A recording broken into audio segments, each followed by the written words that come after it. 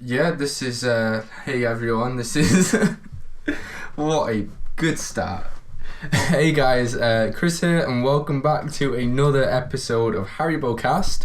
I got quite a lot of views on the third episode, which had Joe from UK Cubes in it, so we have him back again. Joe, why don't you say hi?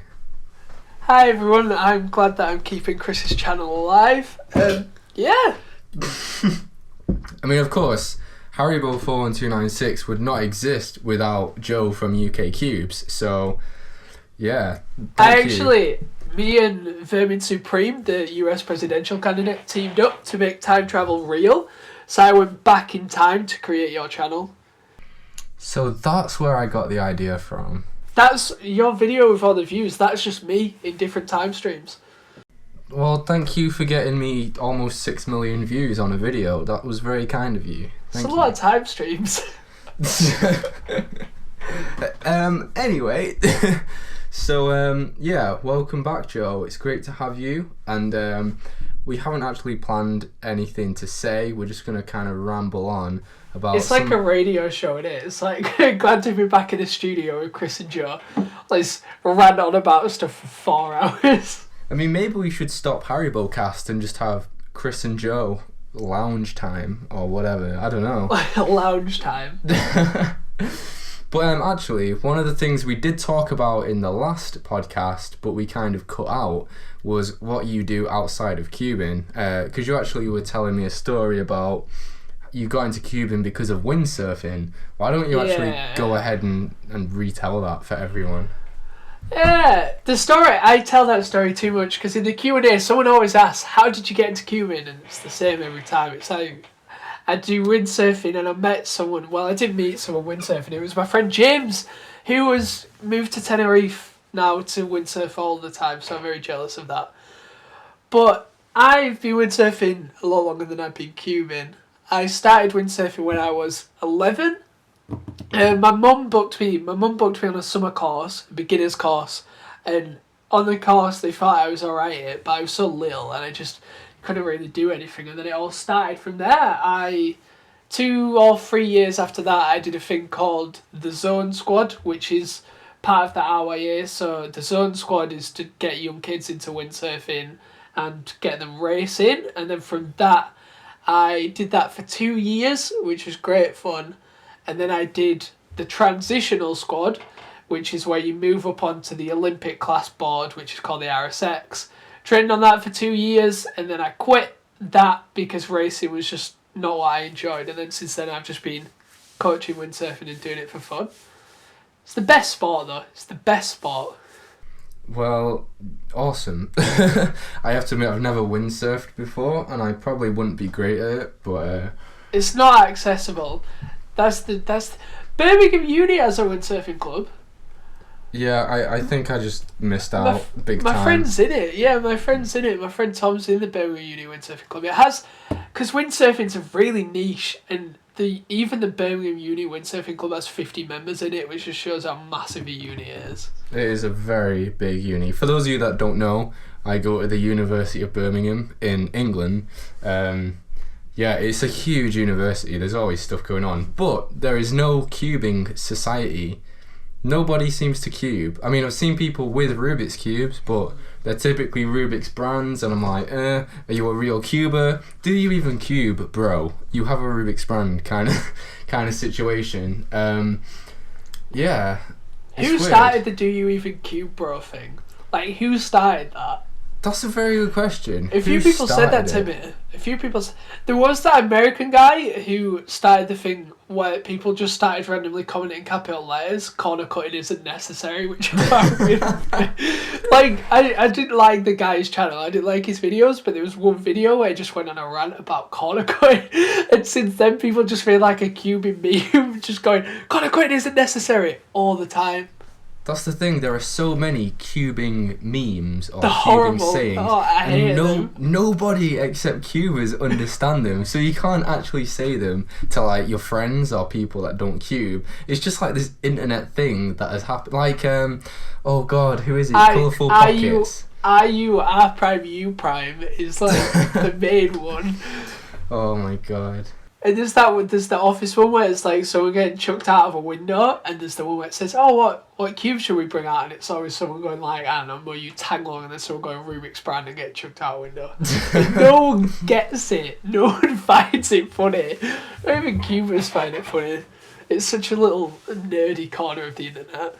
Literally, the YouTube Cuban community is so weird because obviously you have the content creators, which are kind of, well, they're obviously the reason that people are on YouTube. There's some very good Cuban content creators, and there's some not so good ones. Yeah. There's some horrible Cuban channels out there, which usually aren't always the small ones, but there's usually some videos that I just find really cringy and I can't watch. Like, I was watching this one guy, I think his channel was, I had some numbers. Haribo... How dare you. Chris is just sat at home now, I'm just thinking, how can I edit all that? No, I agree. If you watch... Because I only restarted Cuban in summer, so last summer it will have been like June, July. Before that, the last videos I had made were like 2 or 3 years ago in 2012, 2013, and all of those videos, including like my most popular video ever, they are so awkward and I just sound so upset all the time. I'm like, hey guys, Chris here. Today I'm going to be talking about this puzzle. I don't know. And my editing's so bad. I was using Movie Maker. Movie Maker is not bad. It's not bad. It's right, just Movie Maker, you can do everything you need to do. no. You can edit clips, you can make really terrible memes, and you can have music, and that's all you need. I have to admit, you've made some masterpiece videos on Movie Maker. I'm very impressed. I work really hard with Movie Maker. I think it makes it a bit more difficult than it has to be, though. It's not an editor that helps you out at all. Like, there's random little quirks to it that just don't help. Like, if you add music to it, if you want to, like, clip the music, if you delete a section of the music, it just sends all the music back to the start of the project. So when I do like short clips of music, once I delete it, they just go back up to the top, and then I have to re-put them in where I thought they were gonna go. And you can't have layers. So if you want to have a caption, you have a caption. You can't animate a caption, and you can't have more than one. That's it. You just get a caption, and that's it. That brings back memories. I mean, when I was using Movie Maker, it was quite a bit less advanced even than it is now. I think the best thing you could do was like speed up a video or slow it down. You never had these filters. You couldn't do black and white. The captions. Black and white is. Name a YouTuber that doesn't use black and white filters every so often. Everyone does it. I don't think I've ever used black and white. No, you must have done. I don't know. I don't actually know. Have I? I don't know. If there are any, long-standing fans watching this video, long-standing Haribo fans, let me know if you remember any black and white.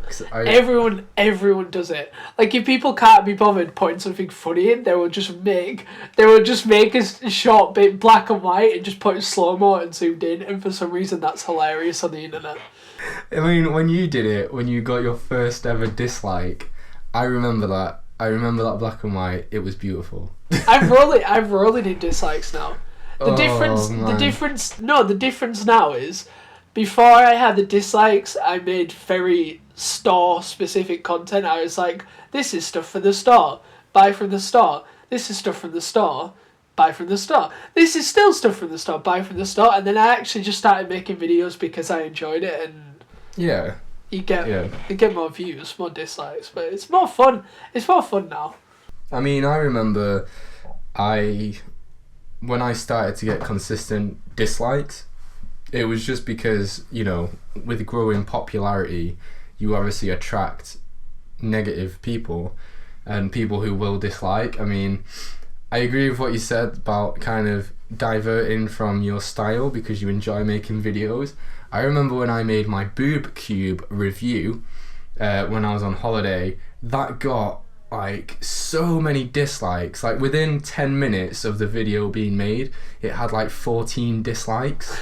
And I just don't understand There's a lot of young people on YouTube, and there's a lot of parents as well. We are forgetting that there is parents who will be behind watching these videos, like for the kids and stuff, and they'd be like, "Oh, what is that?" But the thing is, it wasn't real boobs. I mean, that cube has been in my collection since about 2009. Oh God. So I've just... Wait, how old are you in 2009? This is all going to get very, very Operation U-Tree in a second. I think I was 13. Oh my God. So, You thought that'd be a good idea? It was actually one of my best friends got it for me, and I've just never been able to get rid of it. Just keep it. Have it in a plaque. Yeah, I mean, it's the best sticker cube I've ever seen. When you're old and retired on your YouTubing career, just think back to the boob cube video. God, people just did not like it, and I put loads of work into it as well. But whatever. I always get more hate when I post on Reddit. People on Reddit do not like UK cubes. They hate us on Reddit. Really? I did the giveaway, and about 4 different people were like telling me they was illegal and stuff. And obviously in the UK, there's no rules on raffling and stuff. And it wasn't a raffle. Like, you didn't have to pay to enter.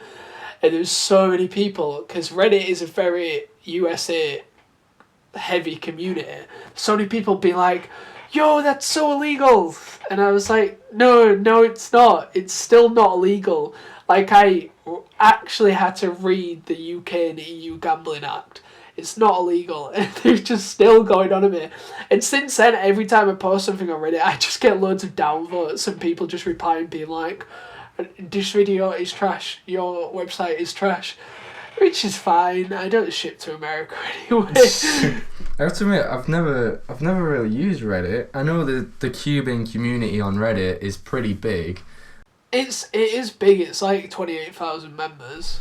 Yeah, so I mean, maybe not as big as YouTube, but it's like I just never really thought it was that practical. And as you say, it attracts a lot of hate because there's no face-to-face communication.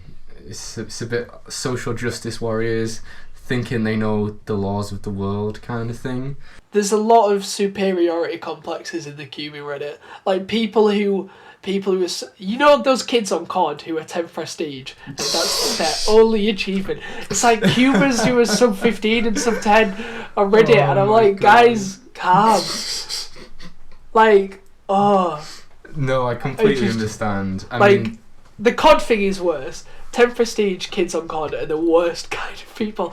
Oh my god, I'm 10 prestige. Like, yeah. No, I get that. Like, people who are faster than you obviously think they're the best cuber in the world kind of thing. I mean, you get that like with when any we raced platform. earlier. Yeah. Well, for those of you that haven't seen, I absolutely trashed Joe in a cubing race in which I solved, on a Rubik's brand, 2 cubes faster than his one. 5 times. Chris, how long ago did you start cubing? 5 years maybe. Well, there we go. You have like 5 times the experience, so you should have 5 times the speed. You should be doing 5 cubes for every one of mine. How did we get on this subject again? I'm 10 prestige in cubing. I'm 10 prestige cubing. I have a badge and everything. I would never ever wear a Cuban t-shirt out in public, and I think that's really horrible to say. Like, I don't think I ever would. I don't really wear t-shirts anyway. I just wear jumpers and shirts. I mean, I wear my Haribo 41296 t-shirt a lot, and today I just kind of threw on my UK Championships t-shirt because it's just plain green, and then I put a hoodie over it. But I don't think I'd wear like they have those UK Cube Association like white jackets. Yeah. I don't think I'd wear one of them, but nah, be proud of your 10th prestige cubing, or if in your case, 1 I don't understand. I am a prestige, yeah. I'm still in the filters on COD where you play against all the other noobs. Then they used to have a like COD 5 where it was like boot camp is what it was called, and you just played against really bad people. And then people worked out how to hack into boot camp even though they were like really good at it. So they just got like 40 kills per one death. It was ridiculous. Oh, brings back COD 5 memories. But before we get too deep into all of this, I guess we better end the podcast there. We've been going quite a while. So guys, hopefully this has not been too crazy for you. I don't know how we got onto COD at the end there, but oh well. Hopefully this has been a nice insight into the life outside of cubing for all of us. We barely mentioned it again. We keep skipping it. We keep meaning to talk about our personal lives and hobbies outside of YouTube and cubing, but maybe we just don't have lives. I'm gonna find mine. I'm going to find mine too. New series coming out on the channel. Joe and Chris find their lives. And I'll see you in the next one. You should have said that. That's going to become a video. I'm going to do it. Let's do it. Them open. It's going to be a Joe and Chris find their lives vlog. Oh my gosh. Okay, let's stop there. Alright guys, thank you so much for watching. If you enjoyed the video, subscribe to me, subscribe to Joe over at UK Cubes, and then of course, I will see you in the next one. Have a great day. Bye everyone.